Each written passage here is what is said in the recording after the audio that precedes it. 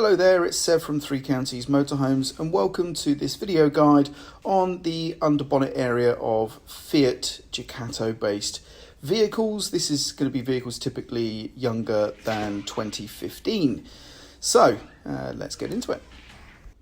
So in order to access your engine compartment, the bonnet release is over here to the edge of the dashboard area in the passenger side, and that will initially unlatch the bonnet. Now, before we go there, I do just want to say a lot of Fiat-based vehicles will have tyre pressures stipulated here on the door sill. That's quite common. And also the vehicle battery isn't going to be found in the engine compartment in a moment. We're actually not going to see it there at all. It's under here, underneath the cab floor. So if you look there, we can see this false floor area, and this false floor is about half the size here of the cab floor. If you just unclip those plastic catches and then take the false floor up, you will see the vehicle battery there underneath. As such, there are extensions to the battery terminals that you can access in the engine compartment itself for measuring battery voltage and trickle charging and things like that. So now we have the bonnet unlatched, let's head over to the front of the vehicle here, and in line with the Fiat badge, you put your hand underneath the bonnet, reach around, and you'll feel a lever. So give that a lift up.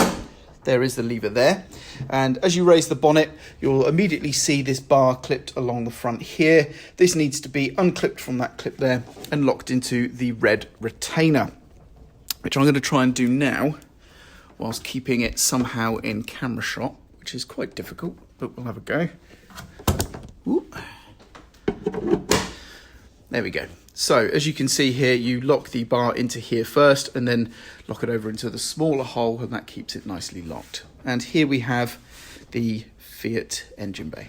So starting over here in the driver's headlight area, we have your screen wash filler just here.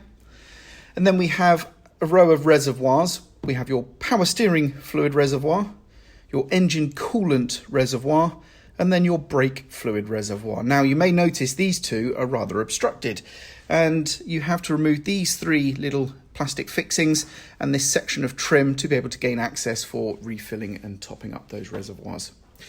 Then on top of the engine itself, you can clearly see the oil filler, and then here you can see the oil dipstick if we just lean in a little bit more.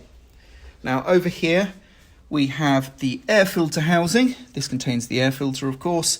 And then you'll see this plastic box down here. This is the fuse and relay box. On the fuse and relay box, there is this little cap here that we can lift off. It's quite stiff, you have to pop it up from the front corner, but then it exposes this metal tab here. This is the positive battery terminal extension. And then you can use this bolt here, found in this central bracket, as your negative. Now, with regards to these terminals, these are perfectly fine for trickle charging, your vehicle battery and measuring voltages and things. Jump starting these modern vehicles can actually be quite risky, unfortunately. It seems that it can be quite common for the electrics of the vehicle, things such as the ECU, to be affected by the jump start process, and oftentimes this can result in expensive diagnostic and repairs.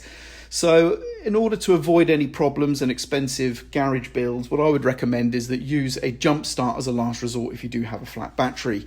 Try and replace the battery or find another means of getting enough energy to the battery to get the engine started, like a jump pack or something like that, and use a jump start as an absolute last resort if you have no other options or you don't have the luxury of time to get the vehicle sorted.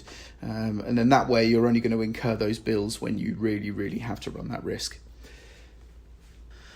So in order to release the bonnet now and lower it back down, we're going to unlock the bar here. So just pop it across back to the big hole, and then we can lift the bar off. And I'm going to just quickly place that back down in the clip like so. So now it's back home where it should be. We then lower the bonnet itself down to about 3 or 4 inches high, and then just let it go from there. And that's going to have more than enough weight and momentum to close it securely against the catch there. and you can verify it's locked by trying to lift up, and there should be no movement there whatsoever, and you know the bonnet is nice and secure. And there we go. And there we go. That about wraps up the video for the Fiat Underbonnet area.